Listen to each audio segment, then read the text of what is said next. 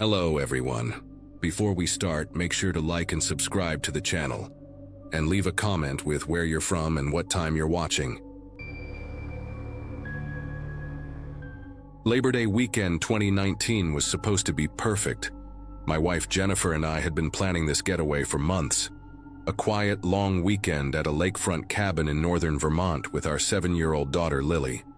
We both worked demanding jobs in Boston, me as an architect and Jen as a pediatric nurse, and we desperately needed to disconnect from the city chaos. The Airbnb looked idyllic in the photos. A cozy log cabin nestled among towering pines, with a private dock stretching into Crystal Lake. What we didn't know was that those same woods that promised peace and tranquility would become the backdrop for the most terrifying afternoon of our lives. The drive up took nearly 4 hours, winding through increasingly narrow roads as GPS led us deeper into the wilderness. Lily spent most of the trip pressed against the window, counting red barns and making up stories about the cows we passed. When we finally pulled into the gravel driveway, the place exceeded our expectations. The cabin sat on a gentle slope about 50 yards from the water, surrounded by dense forest on 3 sides. The nearest neighbor was at least a quarter-mile away. We couldn't even see their roof through the trees. The property manager had left the key in a lockbox, and as we stepped inside, the smell of cedar and old firewood immediately made us feel at home. Lily claimed the loft bedroom before we'd even finished unloading the car, her excited footsteps echoing overhead as she explored every corner of her new domain.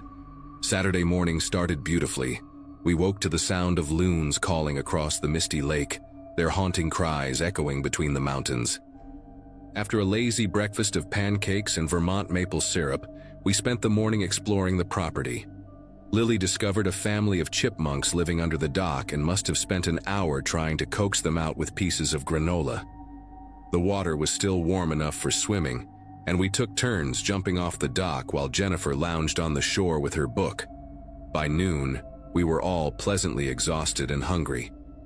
Jen and I decided to prepare a big lunch: grilled chicken, corn on the cob, and a salad made with vegetables from the farmer's market we'd passed on the way up. While we worked in the kitchen, Lily played on the deck just outside, arranging pine cones and colored leaves she'd collected into elaborate patterns. The kitchen window gave us a clear view of the deck, but at some point during our meal prep, Lily must have wandered off. It couldn't have been more than 10 minutes. I was marinating the chicken while Jen chopped vegetables, and we were chatting about maybe renting kayaks the next day. When I glanced up to check on Lily, the deck was empty. Her pile of nature treasures sat abandoned on the picnic table. "Hey, where'd our little explorer go?" I asked Jen, not particularly concerned at first. Kids wander, especially in new places full of interesting things to discover. Jen wiped her hands on a dish towel and stepped out onto the deck, calling Lily's name. No response. The woods seemed to swallow her voice, leaving only the gentle lapping of waves against the shore. That's when the first flutter of worry started in my chest. Not panic yet, just that parental instinct that something needed checking. I walked around to the side of the cabin, expecting to find her crouched by the stone fire pit, or maybe down by the water's edge looking for minnows. Nothing. The property wasn't that big, maybe 2 acres total, and most of it was visible from the cabin. Jen headed toward the lake while I checked behind the small storage shed. Still no Lily. We kept calling her name, our voices growing louder and more urgent with each unanswered call. 5 minutes passed, then 10. The chicken sat forgotten on the counter as we expanded our search into the tree line. That's when I noticed something that made my heart skip. A narrow trail I hadn't seen before, barely visible between 2 massive oak trees. Fresh footprints in the soft earth, small ones that could only belong to a child. Without thinking, I plunged into the woods, following those tiny impressions while shouting Lily's name until my throat burned. The trail wound deeper into the forest than I expected, maybe 200 yards from the cabin. The canopy grew thicker, filtering the afternoon sun into dim, greenish light. Just as I was about to turn back and get Jen, I heard it. Lily's voice, high and clear, somewhere ahead. Relief flooded through me so intensely that my knees nearly buckled. But as I pushed through a cluster of mountain laurel, what I saw made every muscle in my body tense. There was Lily, standing next to a beat-up RV that looked like it had been abandoned decades ago. The thing was covered in rust and moss with cardboard taped over most of the windows, and she wasn't alone. A man stood beside her, probably in his late 40s, wearing a faded khaki vest with what looked like some kind of wildlife organization patches. He had thinning brown hair combed over a sunburned scalp, and when he smiled at me, I noticed one of his front teeth was chipped at an odd angle. His hand rested on Lily's shoulder, and something about the way his fingers gripped her small frame made my skin crawl. "Daddy!" Lily called out, waving excitedly. "Mr. Bradley was just about to show me the baby raccoons. He takes care of hurt animals." The man, Bradley apparently, extended his free hand toward me, that damaged smile never wavering. "You must be her father," he said in a voice that sounded like he'd been smoking since childhood. "Found her wandering near the old logging road. Dangerous for little ones out here, bears, coyotes, all sorts of predators." He emphasized that last word in a way that made my jaw clench. I ignored his outstretched hand and moved straight to Lily, pulling her against my side. "We've been looking everywhere for you, sweetheart. You know you can't wander off like that." The man's hand dropped slowly, and I caught a flash of something in his eyes. Annoyance? Anger? It disappeared quickly behind that practiced smile. "Was just telling her about my rehabilitation work," he continued, gesturing toward the RV. "Got some orphaned babies in there that need round-the-clock care. Kids usually love seeing them." The door to the RV hung slightly open, revealing nothing but darkness inside. A smell wafted out, something chemical mixed with decay, like roadkill soaked in cleaning fluid. Every instinct screamed at me to get Lily away from this place. "That's kind of you," I said, keeping my voice steady while tightening my grip on Lily's hand. "But we need to get back. Her mother's worried." Bradley shifted his weight, subtly blocking our path back to the trail. "Oh, but the little lady was so excited to see them. Won't take but a minute. The babies are sleeping right in the first compartment. She can peek through the door." He reached for the RV handle, and that's when I noticed his fingernails, long, yellowed, with dirt caked so deep underneath it looked permanent. But what really caught my attention was the padlock hanging loose on a hasp that had been recently installed on the door. Why would you need a padlock on the outside of an animal rehabilitation vehicle? "Actually," Lily piped up, tugging on my hand. "Mr. Bradley already showed me inside. But Daddy, there weren't any animals. Just a mattress with straps on it and lots of pictures on the walls." The man's expression changed instantly, like someone had flipped a switch. The smile vanished, replaced by something cold and calculating. His eyes darted between me and Lily, and I saw his right hand move slowly toward his vest pocket. "Smart little thing, isn't she?" he said, his voice dropping to barely above a whisper. "Noticed all the details. The photos are of the animals I've saved, of course, and the restraints are for when they're injured, need to keep them still for treatment." But Lily shook her head, her voice matter-of-fact in that way only children can manage. "No. They were pictures of kids. Other kids like me, some were crying." The words hit me like ice water. I scooped Lily up in one motion, her small body tight against my chest, and started backing away from Bradley and his RV. He took a step forward, and that's when I heard it. Jennifer's voice calling both our names much closer than I expected. Maybe 100 feet away, getting louder. Bradley heard it too. His hand paused halfway to his pocket, and something like panic flashed across his features. "You should go," he said quickly, that fake smile returning but not reaching his eyes. "Wouldn't want to worry the missus." He moved aside, no longer blocking the path, but I could feel him watching us as I carried Lily back toward the trail. Just before we disappeared into the laurel bushes, I glanced back. He was still standing there, one hand on the RV door, the other now holding what looked like a Polaroid camera. The lens was pointed directly at us. I practically ran through the woods, branches scratching at my arms, Lily bouncing against my shoulder. When we burst out of the tree line, Jennifer was standing by the cabin, phone in hand, probably seconds away from calling 911. The next hour was a blur of packing, explaining to Jennifer what happened while keeping Lily distracted, and calling the police. 2 Vermont state troopers arrived within 40 minutes. Apparently, they took reports of suspicious individuals around children very seriously in these parts. I led them back to where I'd found the RV, but it was gone. Only tire tracks in the soft earth and the lingering chemical smell proved it had ever been there. One of the troopers, a young woman named Officer Kowalski, took Lily aside and gently asked her to describe everything she'd seen. My daughter, bless her heart, remembered details I'd missed in my panic. A toolbox full of zip ties and rope, air fresheners hanging everywhere, probably to mask other smells, and a stack of those instant cameras on a shelf. Most disturbing, she remembered seeing children's clothing in a plastic bin, different sizes, like a costume box but sad. The officers exchanged meaningful looks when she mentioned the photographs on the walls, how some showed kids at playgrounds or coming out of schools, taken from far away like someone was hiding.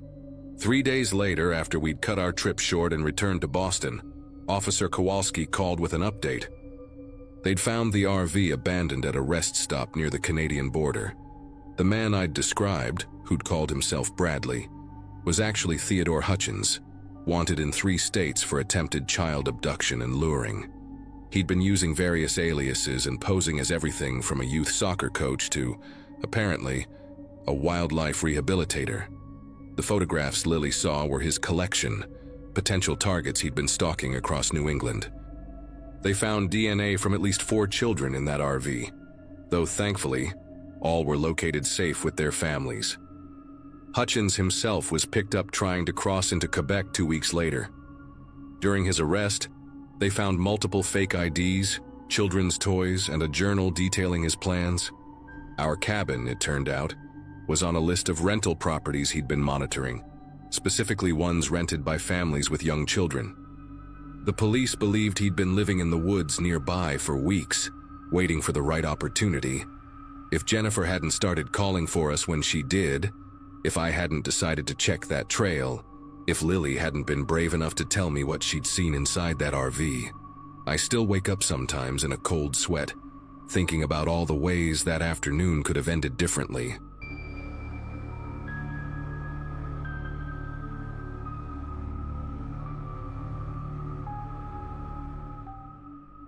The stress from work had been eating me alive for months, so when my doctor suggested I take a break before I gave myself a heart attack, I actually listened. I was 38, working 70-hour weeks at a Manhattan advertising firm, and hadn't taken a real vacation in 3 years. That October weekend in 2023, I drove up to the Finger Lakes region, where I'd booked 2 nights at the Whitmore Inn, this old Victorian place that had just reopened after being closed for renovations. The website showed cozy rooms with antique furniture and promised a peaceful escape from modern life. I remember thinking how perfect it sounded. No meetings, no deadlines, just me and some old books I'd been meaning to read. The drive up took about 4 hours, and I felt the tension in my shoulders start to ease as the city skyline disappeared in my rearview mirror. I arrived around 5 in the evening, just as the autumn sun was painting everything gold. The inn sat on this huge property surrounded by maple trees, their leaves blazing orange and red.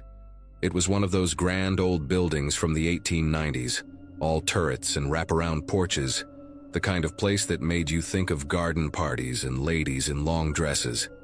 The parking lot was nearly empty, just my Toyota Camry and 2 other cars.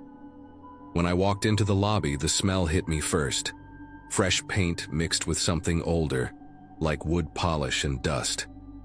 The manager, a thin guy named Harold with glasses that kept sliding down his nose, checked me in with this nervous energy, explaining they'd only been open again for 2 weeks. He mentioned the renovations had taken longer than expected after the incident, but didn't elaborate. My room was on the 2nd floor, number 207, and Harold insisted on walking me up himself, pointing out the new sprinkler system and emergency exits along the way. After Harold left me alone in my room, I unpacked and decided to explore the inn before dinner. The hallways were lined with burgundy carpet that muffled every footstep, and the walls held these ornate sconces that cast weird shadows. Everything felt too quiet, like the building was holding its breath. I made my way down to the dining room, which they'd converted into more of a casual lounge area with leather chairs and a bar in the corner. The walls were covered in framed photographs, old black and whites showing the inn throughout different decades. There were pictures of grand parties, staff lined up on the front steps, guests playing croquet on the lawn. But one photo caught my attention immediately. It showed the hotel staff from what looked like the 1970s, about 20 people in uniform standing in front of the main entrance. Someone had scratched out one face completely, leaving deep gouges in the glass and photo underneath. It was a woman in a maid's uniform standing in the back row. You could still see her hands clasped in front of her, but where her face should have been was just violent scratches. I stood there staring at that photo longer than I should have, trying to figure out why someone would deface it like that. The scratches weren't neat or careful. They were angry, almost frantic, like someone had taken a key or a knife to it in a rage. The other faces in the photo were perfectly clear. The stern-looking manager with his arms crossed, the kitchen staff in their white uniforms, the groundskeepers holding rakes. But this one woman had been erased with such violence that it made my skin prickle. I asked the bartender, a college-age kid named Tyler, about it when I ordered a whiskey. He just shrugged and said the photo had been like that when they reopened, that lots of old stuff had been damaged in the fire. When I pressed him about what fire, he got this uncomfortable look and mumbled something about it happening a couple years back, then suddenly needed to check something in the kitchen. I sat there nursing my drink, but I kept glancing back at that photo, at those savage scratches where a face should have been. Dinner was a lonely affair in that empty dining room. Besides me, there were only two other guests, an elderly couple who ate in silence at a corner table. The food was decent enough, some kind of pot roast with vegetables, but I barely tasted it. The whole atmosphere of the place had shifted for me after seeing that photo. Every creak of the old building, every flicker of the lights made me look up from my plate. Around 9 o'clock, I headed back to my room, exhausted from the drive and the weird energy of the place. The hallways were even quieter now, lit only by those dim sconces and the emergency exit signs. Room 207 was at the end of a long corridor, and as I walked, I noticed that most of the other rooms seemed unoccupied. No sounds of TVs, no light coming from under the doors. I told myself it was just the off-season, that business would pick up on weekends. But the emptiness felt oppressive, like the inn was too big for the handful of people rattling around inside it. I tried to settle in for the night, taking a hot shower and climbing into the 4-poster bed with one of my books. The room was actually quite nice. Restored hardwood floors, a working fireplace I didn't bother to light, and tall windows overlooking the grounds. But I couldn't concentrate on reading. Every few minutes, I'd hear something. Footsteps in the hallway that would stop right outside my door, the faint sound of a vacuum cleaner running somewhere above me, which seemed odd for 10 at night. Then, around 11:30, came the first knock. It was soft, almost hesitant, like someone wasn't sure they had the right room. I called out asking who it was, but got no response. I waited a minute, then got up and looked through the peephole. The hallway was empty, but I could see that the sconce directly across from my door was flickering, throwing shadows that danced on the burgundy wallpaper. I went back to bed, telling myself it was probably just Harold doing his rounds, checking on guests. The second knock came 20 minutes later, harder this time, more insistent. 3 sharp raps that made me jump. This time I didn't call out. I just crept to the door and pressed my eye to the peephole. What I saw made my breath catch in my throat. There was a woman standing in the hallway, but she was facing away from my door, just standing there in a maid's uniform. The uniform looked old-fashioned, not like something modern hotel staff would wear. It was gray with a white apron, the kind you'd see in old movies. Her hair was pinned up in this severe bun, and she stood perfectly still, like she was waiting for something. I watched her for what felt like minutes but was probably only seconds, waiting for her to move, to turn around, to do something. Then the flickering sconce went out completely, plunging that section of hallway into darkness. When it flickered back on a moment later, she was gone. Not walking away, not turning a corner, just gone, like she'd never been there at all. I didn't sleep much after that. Every time I started to drift off, I'd hear something new. The sound of keys jangling in the hallway, the squeak of a cleaning cart's wheels, that same vacuum cleaner running in the room above me. But it was the whispering that really got to me. It started around 2 in the morning, so faint I thought it might be the wind or the old radiator. But as I lay there in the dark, I could make out that it was definitely a voice, a woman's voice, speaking in these urgent, rushed sentences I couldn't quite understand. It seemed to be coming from inside the walls themselves, moving from one side of the room to the other. At one point, I turned on all the lights and actually pressed my ear to the wall, trying to make out what she was saying. The whispering stopped immediately, like whatever was making the sound knew I was listening. The silence that followed was somehow worse than the noise had been. I sat on the edge of the bed until dawn, fully dressed, my car keys in my hand, fighting the urge to just bolt from the room and drive back to the city right then. When the sun finally came up, I ventured out of my room, desperate for coffee and some kind of normal human interaction. The dining room was serving continental breakfast, and Harold was there, looking even more nervous than he had the day before. His hands shook as he poured coffee, and he kept glancing toward the hallway like he expected someone to walk in. I asked him point blank if they had any female staff working the night shift. The coffee pot slipped in his hand, spilling hot liquid across the white tablecloth. As he frantically mopped it up with napkins, he insisted that no, absolutely not. They only had 2 night employees, himself and a maintenance man named Jorge. When I described what I'd seen, his face went pale. He tried to laugh it off, suggesting I must have been dreaming, that old buildings play tricks on people, but his voice cracked on the words. Then he leaned in close, glancing around to make sure we were alone, and whispered that maybe I should consider checking out early. He'd waive the cancellation fee, no questions asked. The way he said it, urgent and scared, told me he knew exactly what I'd seen. I didn't need to be told twice. I went straight back to my room to pack, throwing my clothes into my suitcase without even folding them. But as I was zipping it up, I noticed something that made me stop cold. There were marks on my door, scratches in the wood that definitely hadn't been there the night before. They were concentrated around the lock and door handle, deep gouges like someone had been trying desperately to get in. Or maybe, I thought with a chill, trying to get out. I ran my fingers over them, and that's when I noticed the pattern. They weren't random. They formed letters carved roughly into the painted wood. L-E-T. Then a gap where the wood was too damaged to read, then O-U-T. Let out. Or maybe it had once said, let me out. I grabbed my suitcase and practically ran down the hallway, not caring how it looked. In the lobby, Harold already had my receipt ready, avoiding eye contact as he handed it over. As I was heading for the door, he called after me, his voice barely above a whisper. Room 207, he said. That's where it happened. We thought the renovations would fix it. I drove away from that place like the devil was chasing me, but I couldn't let it go.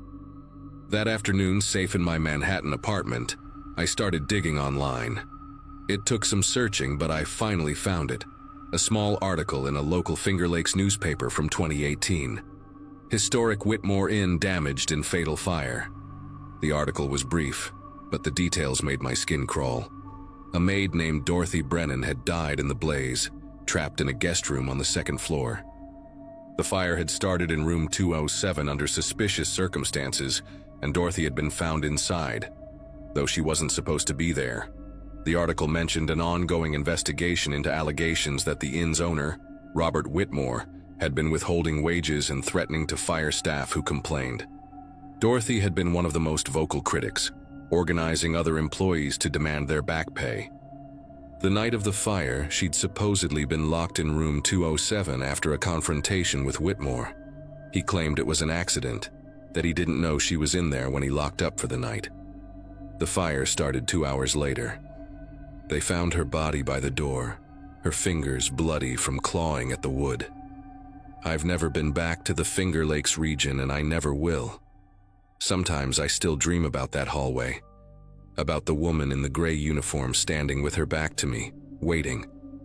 I looked up Harold's name a few months later, just out of curiosity. He'd quit the Whitmore Inn just 2 weeks after my stay. The place closed again 6 months later, permanently this time. The last review I found online was from a woman who'd stayed in room 209, 2 doors down from where I'd been. She wrote about hearing a woman crying in the walls, about finding scratches on her door, about seeing a maid who vanished when the lights went out. But what really haunted me was her mention of the staff photo in the dining room. She said someone had scratched out a face so violently that the glass had cracked, and underneath the scratches, you could just make out a name tag that read Dorothy. I knew then that I'd seen her, that she was still there in that inn, still trying to get out of room 207, still desperate for someone to hear her. And I think about Harold's words, that they thought the renovations would fix it. But you can't renovate away that kind of pain, that kind of injustice. Some things refuse to be painted over or torn down. Some things just keep knocking, hoping someone will finally let them out. Termine.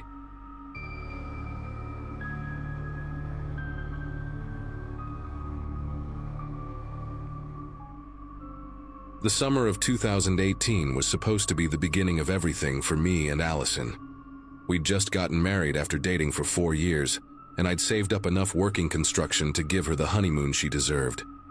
She'd always dreamed of visiting wine country, talking about it constantly while we planned the wedding.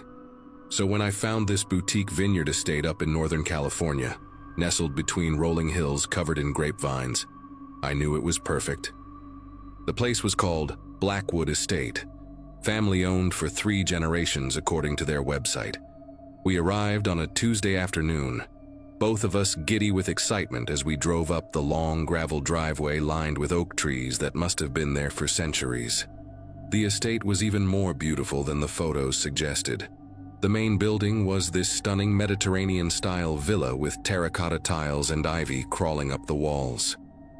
Our suite overlooked endless rows of grapevines that seemed to glow golden in the afternoon sun. Allison kept squeezing my hand and saying she couldn't believe we were actually there. The staff greeted us with champagne and fresh strawberries, and the owner himself, Mr. Blackwood, came out to welcome us personally.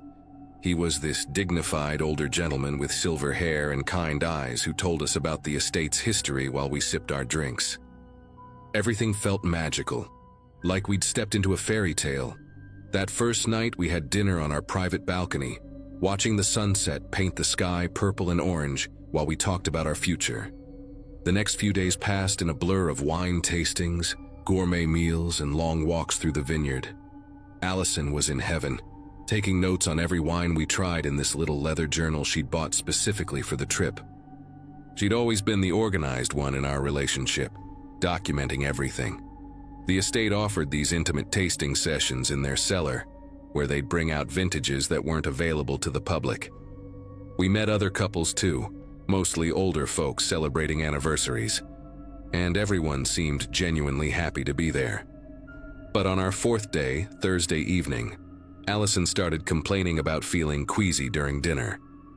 She barely touched her food, which was unusual because she'd been raving about the chef's cooking since we arrived. I figured maybe she'd had too much wine during the afternoon tasting session. Friday morning she seemed better, so we went ahead with our scheduled activities. The estate was hosting this exclusive wine pairing event that evening, something they only did once a month for guests.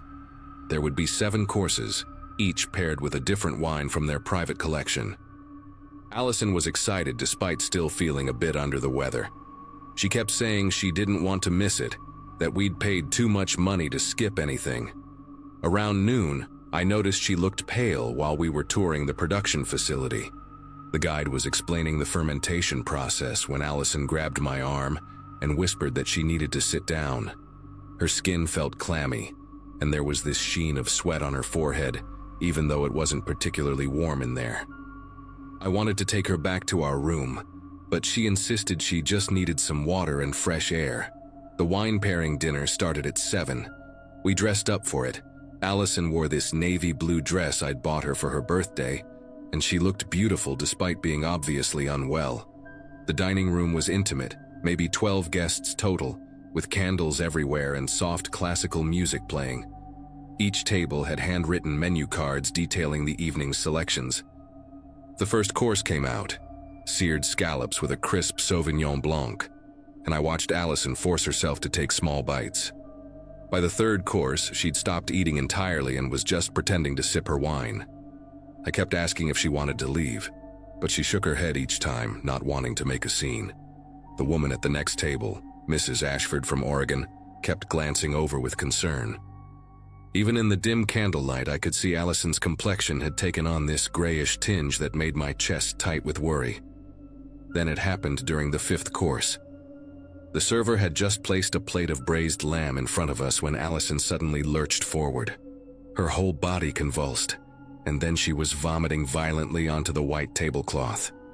But it wasn't normal vomit. It was dark, almost black, with streaks of bright red blood mixed in.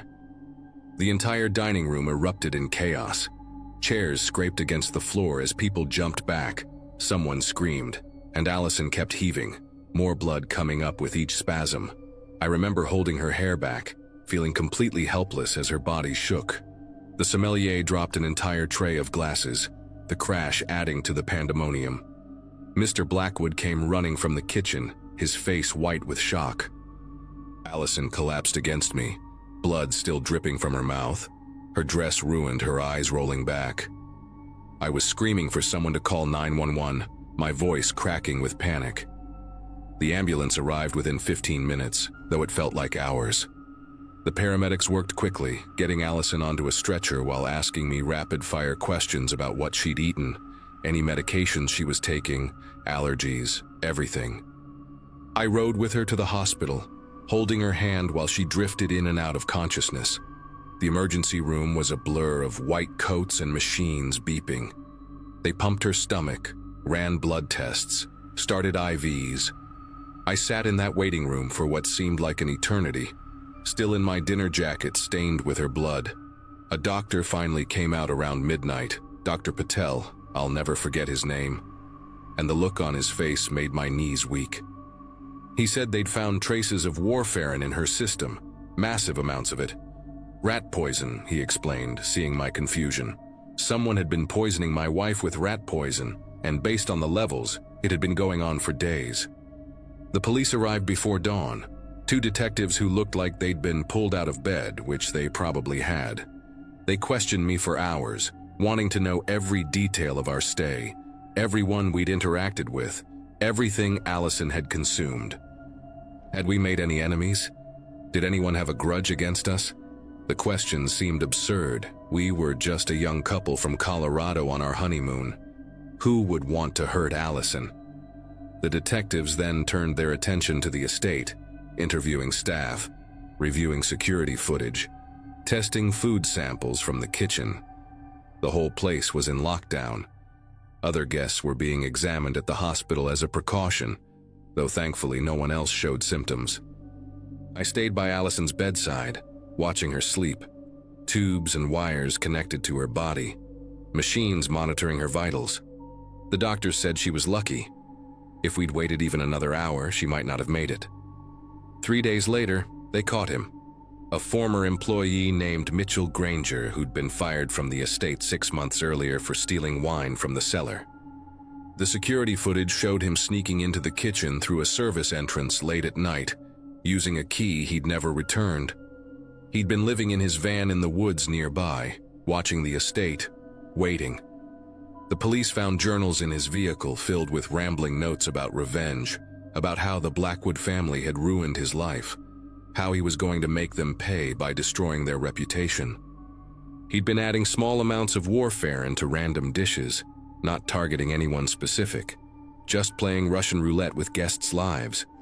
Allison just happened to be the unlucky one who got enough doses over several days for it to build up to toxic levels. When they arrested him, he was reportedly calm, almost proud of what he'd done. The detective told me Granger had worked there for 8 years before the theft, knew every inch of that kitchen, every security blind spot. The estate shut down immediately for a full investigation. Health inspectors came in. The FBI got involved because it crossed state lines with guests from all over.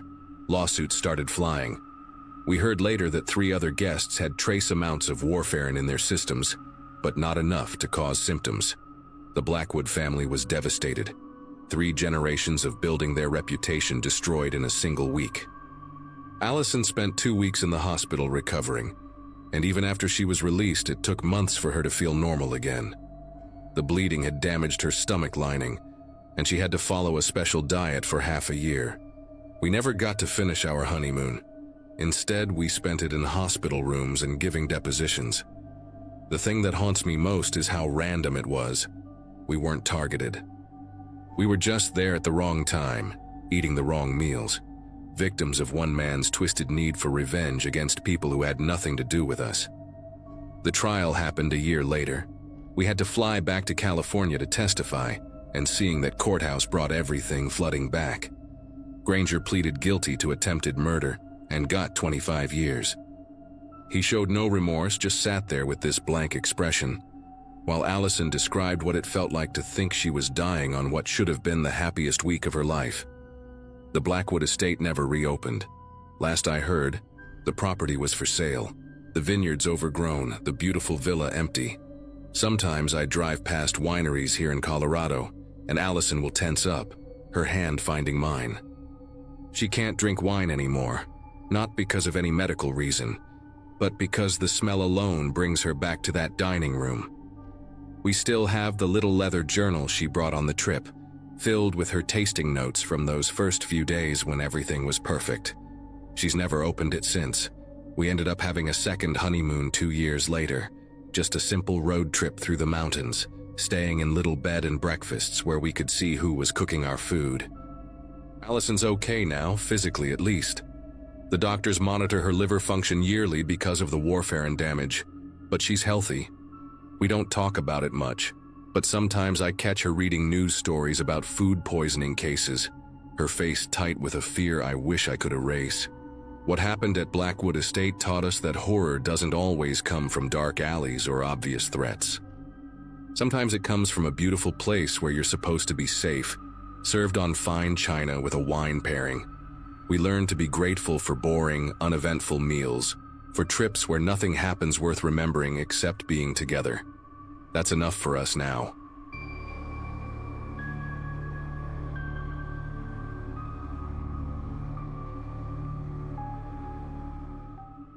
Melissa had just gotten promoted to senior accountant when we decided to take that trip to Myrtle Beach.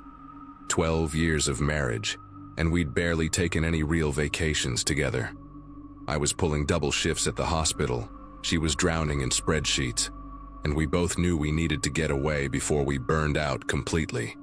We found this resort online, 3 stars, decent reviews, nothing special except for the ocean view rooms. Room 312 was ours, 3rd floor, with a tiny balcony where you could hear the waves at night if you really listened. The place had that particular smell all beach hotels have, a mix of chlorine, salt air, and whatever industrial strength cleaner they use on the carpets. The walls were thin enough that you could hear toilets flushing 2 rooms over, but we didn't care.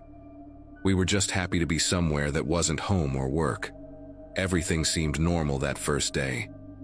We checked in around 3 in the afternoon, unpacked our stuff, and went straight down to the beach. The sand was hot enough to burn your feet, and the water was that perfect temperature where you don't want to get out. Other guests were scattered around, families with kids building sandcastles, couples walking hand in hand, the usual beach crowd. When we got back to our room that evening, sunburned and exhausted, I noticed the door to room 314 had a "Do Not Disturb" sign hanging from the handle. Didn't think much of it at the time. People go on vacation to relax, right? Maybe they were sleeping off jet lag or just wanted privacy. Melissa and I ordered room service, watched some terrible reality show on the tiny TV, and fell asleep to the sound of the air conditioner rattling. The next morning, that sign was still there. Same position, same angle, like nobody had touched it. We passed by room 314 on our way to breakfast, and I found myself slowing down, listening for any sounds from inside. Nothing. Complete silence. The breakfast buffet was your typical hotel spread. Rubbery eggs, soggy bacon, those tiny boxes of cereal. We sat by the window and Melissa was going on about maybe renting bikes later when I mentioned the room next door. She just shrugged, said maybe they were heavy sleepers or had the "Do Not Disturb" sign up by accident. But something about it bothered me. The sign itself was weird. Not the standard hotel cardboard kind, but this laminated thing with faded colors, like it had been hanging there for months. The edges were yellowed and curling, and there was this water stain in the corner that looked like an old coffee ring. That night, around 2 a.m, I woke up to this sound. At first I thought it was coming from outside, maybe someone dragging a beach chair across the concrete by the pool. But as I lay there in the dark, listening more carefully, I realized it was coming through the wall. From room 314. This slow, deliberate dragging sound, like someone was pulling something heavy across the carpet. It would go on for maybe 30 seconds, then stop. Complete silence for a few minutes. Then it would start again. I nudged Melissa, but she just mumbled something and rolled over. The sound continued on and off for about an hour. Each time it started, I'd hold my breath, trying to figure out what it could be. Furniture? Luggage? The rhythm was always the same. Drag, pause, drag, pause. Around 3:30 it finally stopped, and I managed to fall back asleep, though I kept having these dreams about someone trying to move a refrigerator down a long hallway. Wednesday morning, the sign was still there. By now, I was getting genuinely curious. 3 days and I hadn't seen a single person go in or out of that room. No maid service, no room service trays in the hallway. Nothing. Even the peephole looked dusty, like nobody had touched that door in weeks. I mentioned it to Melissa over coffee at the beach bar, and she finally admitted it was a bit strange. We decided to pay attention, see if we could catch whoever was staying there. But the whole day passed. We went parasailing, had lunch at this seafood place down the boardwalk, came back for an afternoon swim, and that door never opened. Not once. I even made excuses to walk past it several times. The sign never moved, not even a slight swing from the air conditioning kicking on. It was like it was glued to the handle. The dragging sounds came back that night, but this time they were different. Louder, more urgent somehow. And there was something else. This wet sound, like someone mopping up a spill. Drag, splash, drag, splash. I lay there staring at the ceiling, trying to make sense of it. Melissa woke up this time, grabbed my arm in the dark. "What is that?" she whispered. We both listened, barely breathing. The sounds went on for maybe 20 minutes, then stopped abruptly. Just like that. Dead silence. We waited, but nothing else happened. In the morning, I decided I'd had enough. While Melissa was in the shower, I walked out into the hallway and stood in front of room 314. The sign was exactly the same, but now I noticed something else. There was this smell, faint but definitely there. Sweet and sour at the same time, like fruit that had been left out too long. I bent down and it seemed to be coming from under the door. That's when I saw it. A dark stain on the carpet, just barely visible where it met the door frame. It looked wet, but when I touched it with my shoe, it was completely dry. I went straight to the front desk. The woman working there had this name tag that said Brenda and glasses on a chain around her neck. She smiled at me with too much enthusiasm for 8 in the morning. I explained about the room next door, the sounds, the smell, how I hadn't seen anyone in days. Her smile never wavered, but something shifted in her eyes. She typed something into her computer, frowned, typed again. "Sir, room 314 has been vacant all week," she said, turning the monitor so I could see. The reservation system showed it clearly. Empty since the previous Sunday. My skin prickled. I insisted someone was in there, told her about the sounds, the sign that never moved. She picked up the phone, called someone named Gary from maintenance. While we waited, she kept giving me these sideways glances, like she was trying to decide if I was crazy, or just a troublesome guest. Gary showed up 10 minutes later. This older guy with a tool belt and keys jangling from his hip like he was a medieval jailer. Brenda whispered something to him, and his face went serious. We all went up to the 3rd floor together. I stood back while Gary knocked on the door to 314. "Maintenance, anyone in there?" No answer. He knocked again, louder. Nothing. He looked at Brenda, who nodded, and he pulled out his master key. The lock clicked open, but the door only moved about 2 inches before hitting something. Gary pushed harder, grunting with effort. Whatever was blocking it scraped across the floor with a sound I recognized immediately.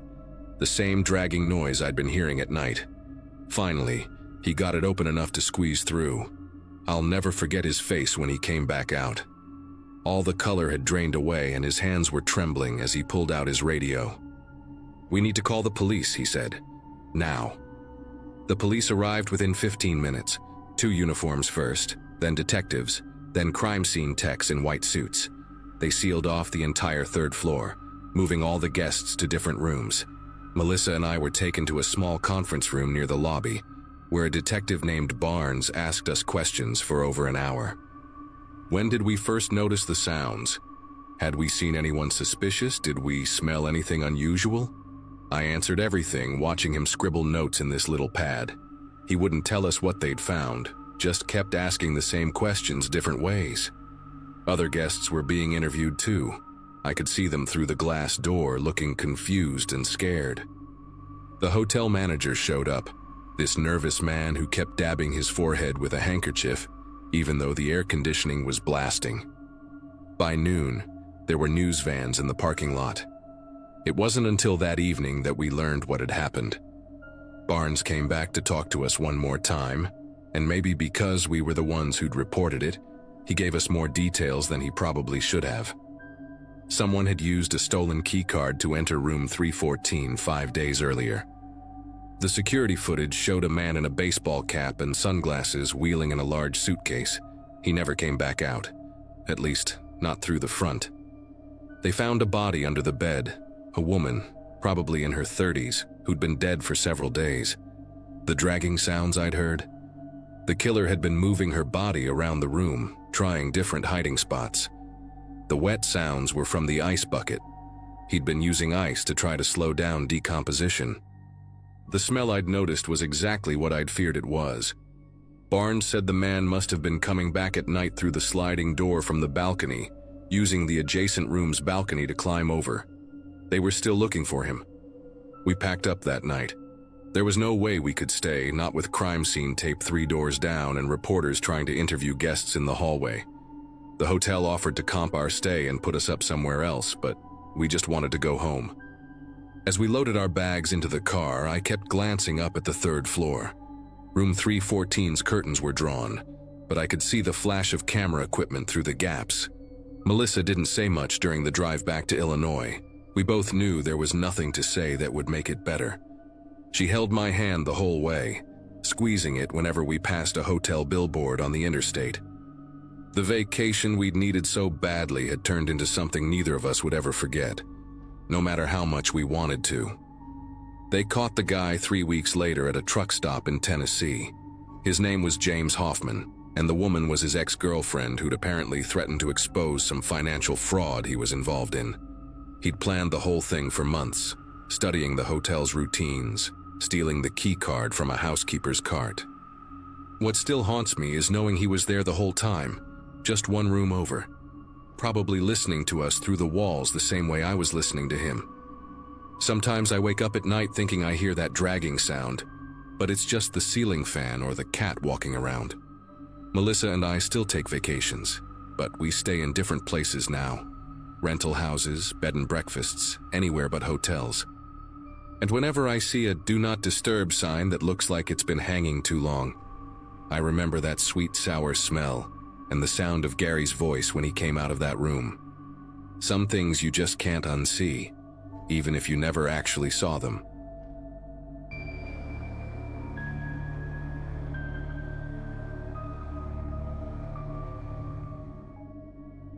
So I'm sharing this because I still get chills thinking about it, and maybe someone else has experienced something similar.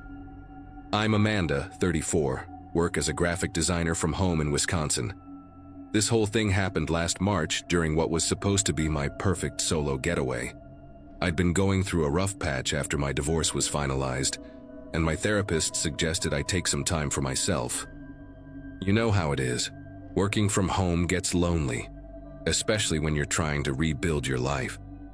I'd been browsing those vacation rental sites for weeks, looking for something quiet and secluded where I could just disconnect from everything. The mountains of North Carolina seemed perfect, far enough from my usual routine, but not so remote that I'd feel completely cut off from civilization. I needed space to think, to write in my journal, maybe do some hiking. Just me, some books, and hopefully some peace of mind. The cabin I found looked like something straight out of a Pinterest board, all wood beams and stone fireplace, perched on this hillside with huge windows overlooking the valley. The listing showed this cozy kitchen with exposed brick, a loft bedroom, and a wraparound deck where I could drink my morning coffee while watching the sunrise. The owner, some guy named Kevin, had great reviews and responded to my messages super quickly. The whole booking process was smooth as butter. He explained that the cabin had a keypad lock system, no physical keys to worry about losing or picking up from anyone. He'd send me the code a few days before my arrival. It seemed perfect for someone like me who tends to overthink logistics. The photos showed deer wandering through the property, and I could already picture myself sitting on that deck with my laptop, finally getting some clarity about what I wanted to do with my life post-divorce. The drive up to the cabin was exactly what I needed. I'd left Milwaukee early that Friday morning, and by the time I reached the winding mountain roads, I could feel my shoulders starting to relax for the first time in months. The GPS kept losing signal, but Kevin had sent detailed directions along with the door code, 4729. I remember thinking how nice it was that he trusted guests with such a simple system. The cabin sat at the end of a gravel road, surrounded by towering pines and rhododendron bushes that were just starting to bloom. When I punched in the code and heard that satisfying click of the lock disengaging, I felt this wave of relief wash over me. The place was even more beautiful than the photos. Everything smelled like cedar and wood smoke, and the afternoon light streaming through those big windows made everything look golden. I spent the first evening unpacking my things, making myself a simple dinner, and just soaking in the quiet. No traffic, no neighbors arguing through thin walls, just the sound of wind in the trees and the occasional bird call. Saturday was perfect in every way. I woke up naturally around 7, made coffee on the little stovetop, and sat on the deck watching the mist rise from the valley below. I'd brought a stack of books I'd been meaning to read, and I actually managed to get through half of one without checking my phone every 10 minutes. For lunch, I drove into the nearest town, about 20 minutes down the mountain, and found this little diner where the waitress called me Honey, and the pie was homemade. I picked up some groceries for dinner and wine for later, feeling more relaxed than I had in years. The afternoon was spent hiking a trail that started right from the cabin's backyard, and I even saw a family of deer grazing in a clearing, just like in the photos. By evening, I was tired in that good way that comes from fresh air and exercise. I cooked myself a nice dinner, opened that bottle of wine, and settled in to watch the sunset paint the mountains purple and orange. I remember thinking this was exactly what I needed. Just me, nature, and time to figure things out. That night I went to bed around 10:30, which was early for me but felt right in that peaceful environment. The loft bedroom had this amazing skylight, where I could see stars, real stars, not the faint dots you get in the city. I'd left one of the downstairs windows cracked open because the mountain air was so crisp and clean, and I loved falling asleep to the sound of the wind moving through the pine branches. The bed was comfortable, with these heavy quilts that made me feel cocooned and safe. I'd been having trouble sleeping since the divorce, but that night, I felt myself drifting off easily for the first time in months. I had this vague awareness of the cabin settling around me, those little creaks and sighs that old wooden buildings make. Everything felt right with the world. I was finally somewhere I could just be myself without any pressure or expectations. The wine had left me pleasantly drowsy, and I remember my last conscious thought being gratitude for finding such a perfect place to heal. Sunday night was when everything changed. I'd had another wonderful day, more hiking, more reading, a long phone call with my sister where I actually sounded happy for the first time in months. I'd made myself a simple pasta dinner and finished the bottle of wine from the night before, feeling proud of how well I was handling this whole solo retreat thing. I went to bed around 11, maybe a little later, feeling that same peaceful tiredness from the night before. The thing is, I'm usually a pretty deep sleeper, especially when I'm relaxed like I was that weekend. But something woke me up around 2 in the morning, this weird electronic sound that seemed to come from downstairs. At first, I thought maybe it was the cabin's heating system or the refrigerator cycling on. You know how rental places always have their quirks. But then I heard it again, and it was distinctly different from the normal house sounds I'd gotten used to. It was a series of beeps, followed by a mechanical clicking noise that made my heart skip a beat. In my sleepy state, it took me a few seconds to realize what I was hearing, the sound of the keypad lock being activated. The moment that realization hit me, every muscle in my body went rigid. I lay there in the loft bed, staring at the ceiling, trying to convince myself I was mistaken. Maybe it was just a dream, or maybe Kevin had mentioned something about automatic systems that I'd forgotten. But then I heard the unmistakable sound of the front door opening, that particular squeak of the hinges that I'd noticed when I first arrived. My heart started pounding so hard I was sure whoever was down there would hear it. I wanted to call out, to ask who was there, but my voice seemed to have completely disappeared. The logical part of my brain was racing through possibilities. Maybe Kevin had forgotten to tell me about maintenance. Maybe there was some kind of emergency. But it was 2 in the morning, and every instinct I had was screaming that this wasn't right. I could hear soft footsteps now, deliberate and careful, moving across the hardwood floor downstairs. They weren't the heavy boots of a maintenance worker or the hurried steps of someone dealing with an emergency. These were quiet, almost sneaky footsteps, like someone trying not to wake me up. I forced myself to slip out of bed as quietly as possible, my bare feet hitting the cold wooden floor of the loft. The cabin's layout meant I could see part of the downstairs from the loft railing, but I'd have to creep forward to get a clear view. Every step felt like it was echoing through the whole building, even though I was trying to move like a ghost. The footsteps below had stopped, which somehow made everything worse. At least when I could hear them, I knew where the person was. Now they could be anywhere. I made it to the railing and slowly, carefully peered down into the main living area. The moonlight coming through those big windows cast everything in silver and shadow, making familiar furniture look strange and threatening. I could see the kitchen area, the stone fireplace, the couch where I'd been reading just hours before, but I couldn't see anyone. The footsteps started again, moving toward the kitchen, and I realized I needed to get to a better vantage point.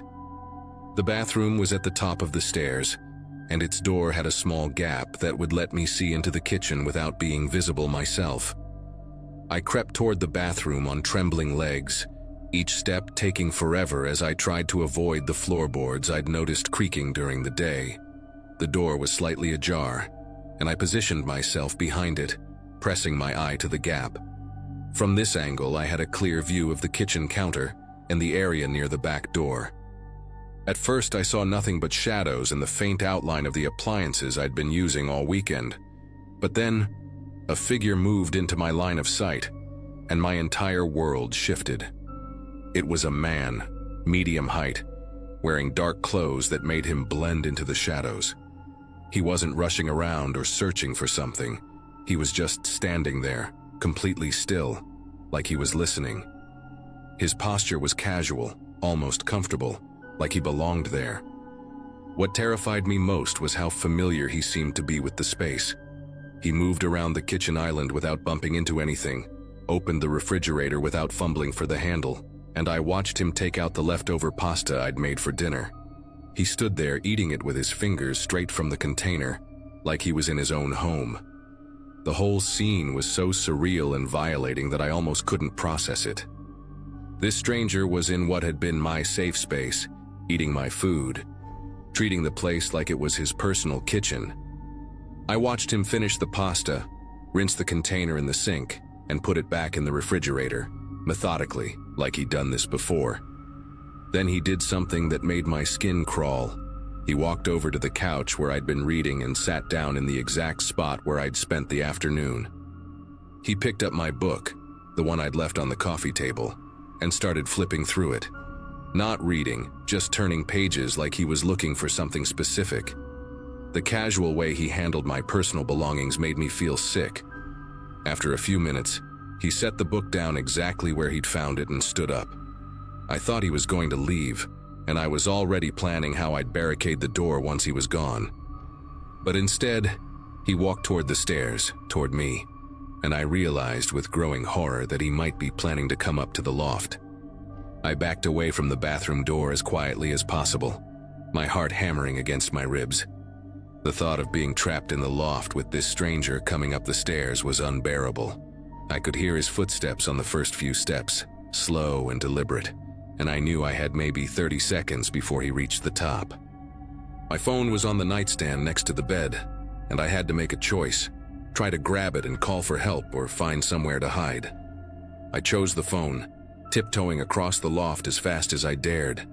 My hands were shaking so badly I could barely unlock the screen, and when I saw I had no signal, I wanted to cry. The footsteps had stopped about halfway up the stairs, and I could hear him breathing. Just breathing, like he was deciding what to do next. I clutched my phone anyway, thinking maybe I could use it as a weapon if I had to. Then suddenly the footsteps started going back down. I heard him walk across the living room, and a few seconds later, the front door opened and closed. Just like that, he was gone. I stayed hidden in the loft for what felt like hours, afraid to move, afraid to breathe too loudly. When the first hints of dawn started creeping through the skylight, I finally worked up the courage to check the house. Everything was exactly as I'd left it, except for the pasta container in the fridge, and the slightly different position of my book. I drove straight to the nearest town and called the police from a diner, my voice shaking as I tried to explain what had happened. The officer who came to meet me was this older guy named Detective Morrison, who actually took me seriously. He followed me back to the cabin and found no signs of forced entry, which made sense since the person had used the keypad. When we called Kevin, the owner, he was genuinely shocked and confused, but then Detective Morrison had him check his rental records, and that's when we discovered the truth. The access code 4729 had been used for the same cabin 6 months earlier by a guest named Thomas Brennan. Kevin had forgotten to change the code between bookings, and somehow this Thomas guy had figured out the pattern or remembered it. The detective tracked him down. He lived about an hour away, and when they questioned him, he admitted he'd been coming back to the cabin periodically, treating it like his own personal retreat. He claimed he never meant to scare anyone, and only came when he thought the place was empty. They charged him with breaking and entering, but the whole thing still gives me chills. I never went back to that cabin, and I always ask about security protocols now when I book places.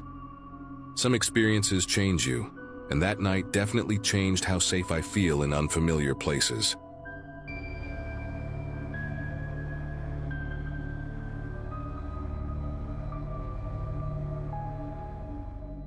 I'd just wrapped up a brutal midterm week, and honestly, all I wanted was to get away for a couple of days. My roommate Marcus had the exact same idea. We weren't particularly close, more like default friends thanks to shared space. But we got along well enough to not kill each other on a road trip. He suggested we hit Arizona, find somewhere quiet, maybe hike a bit. Nothing big, just a break from the campus chaos. I remember throwing a backpack together with barely any thought, some clothes, a portable charger, and a gas station bag full of snacks. I wasn't expecting the trip to be memorable. Turns out it was, for the worst reasons possible. We didn't make any real plans, just drove west, letting the roads decide for us. Around sunset, we passed through a stretch of highway with nothing but red dust and power lines. That's when we saw it. A squat little motel just off the road. Faded red sign flickering like it had better days. Desert Palms Inn. though most of the neon was shot. Marcus pulled in without asking. "Better than driving through the night," he said, already grabbing his bag. The lot was nearly empty, which didn't surprise me. The office looked like it hadn't been updated since the 80s, but the old guy behind the counter was friendly enough. Gave us room 6, right at the edge of the building. That first night was weird, but not in a horror movie way. More like subtle weird. Marcus kept saying he felt watched.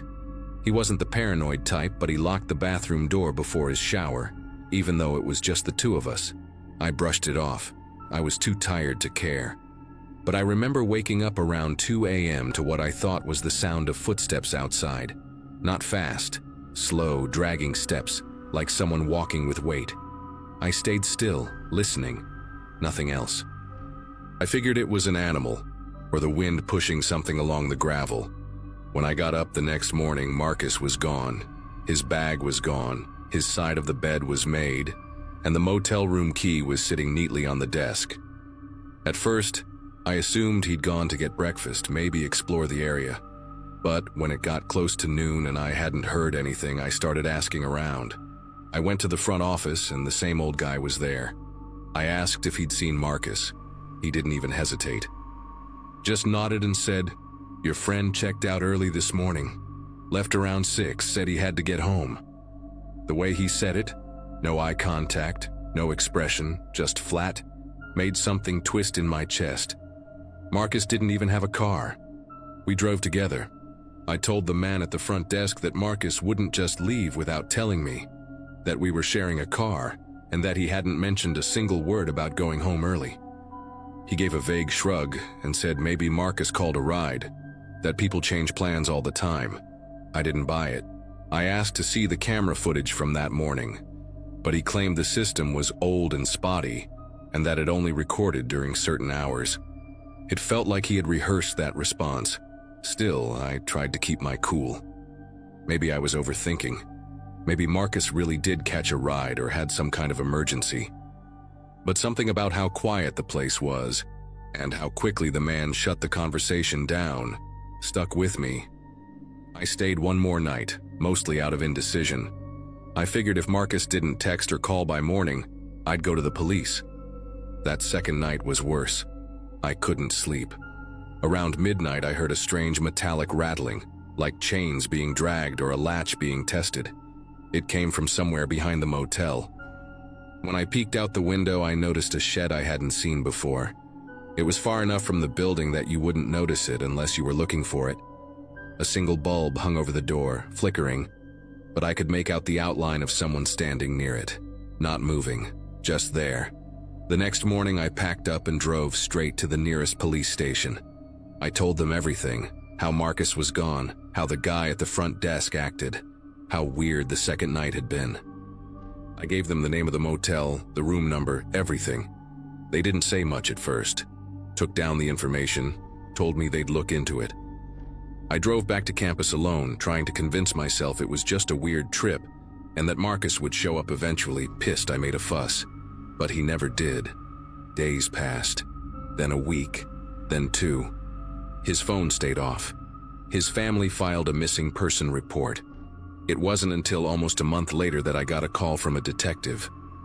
He asked me to come in. When I did, he told me, quietly, carefully, that Marcus wasn't the only person who had disappeared from that motel. Over the last year, at least 6 others had gone missing after checking in. Always one person at a time, always late check-ins. And every time the staff had some excuse, early checkout, emergency. Nobody remembers anything. The motel had no digital system, and the cameras, disconnected months ago.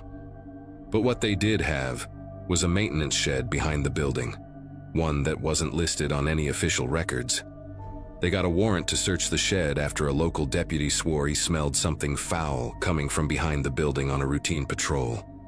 Inside, they found a heavy-duty lock on the door, and the windows had been painted over from the inside. What was in there? I still can't shake it.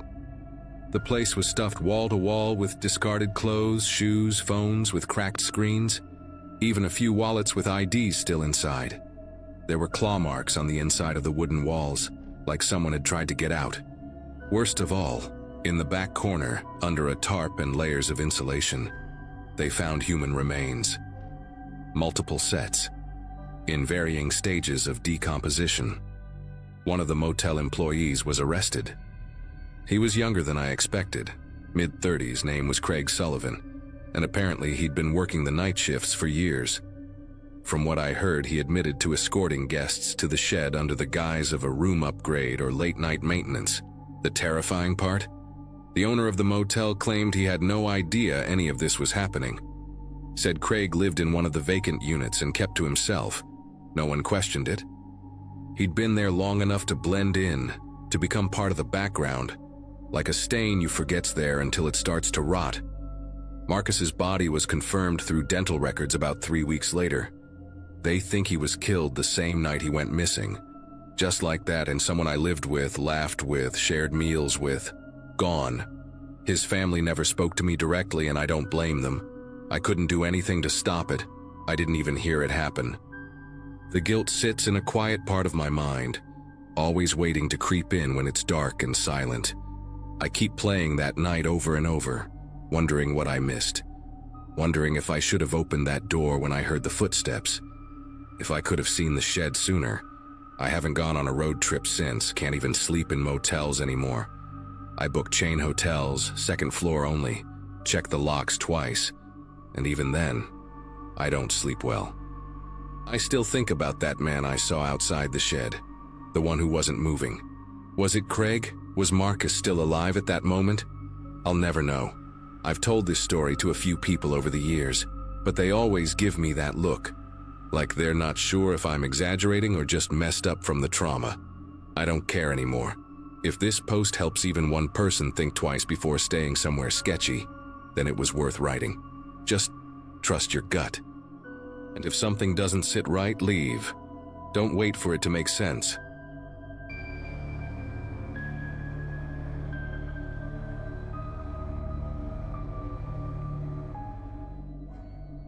It was the year before I graduated, and spring break was pretty much our last shot at doing something wild before real life kicked in.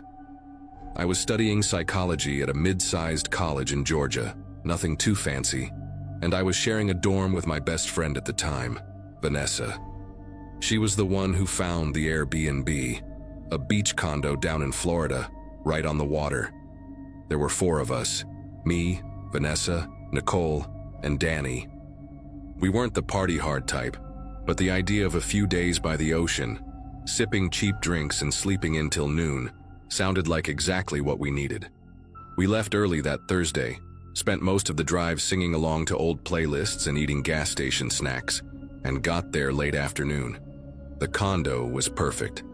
White walls, tiled floors, a big sliding glass door that opened onto a balcony facing the beach. That first evening was calm. We walked down to the boardwalk, grabbed greasy fish tacos, then watched the sunset from the sand.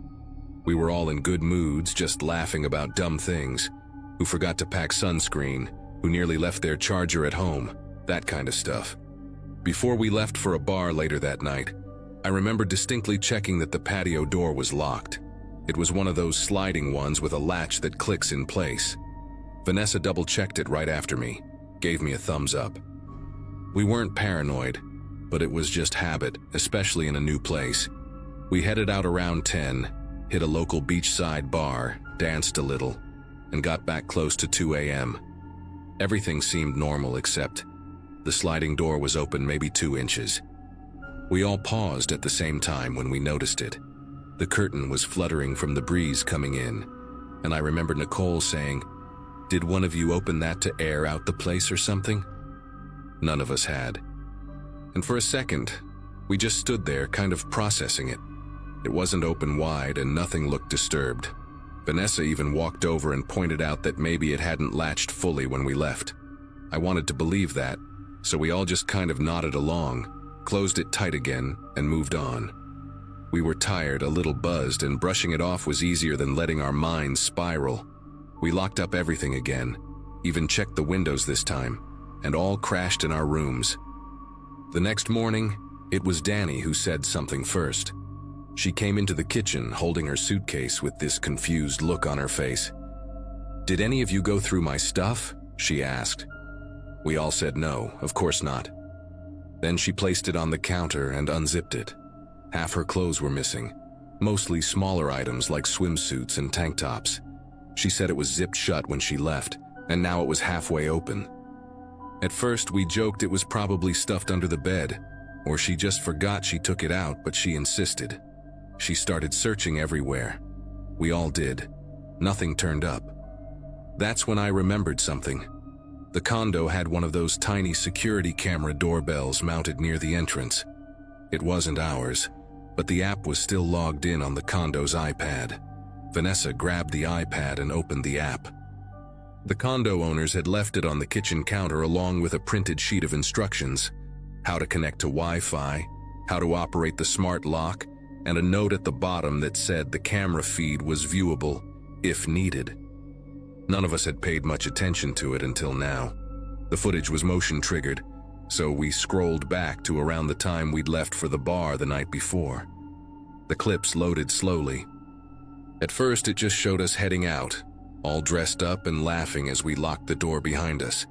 Then, about 35 minutes later, there was movement. The clip was short. A tall man appeared on screen, stepping into the frame from the side like he'd been waiting just off camera.